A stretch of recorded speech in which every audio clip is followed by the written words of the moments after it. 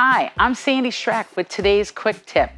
I just want to show you how we created this bohemian bright setting for a wedding or event. So we've used today brick trays. So the brick trays come in a single, a double brick, and a triple brick. And we've used the midnight foam with it. So I'm using the Oasis Max Life Midnight Foam that actually is biodegradable.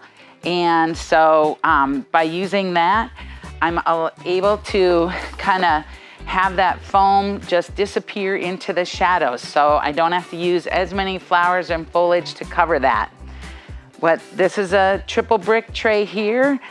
Here I've used the triple brick tray and we've taped it to a board. I have a board there that's 30 inches with an eye hook out the end.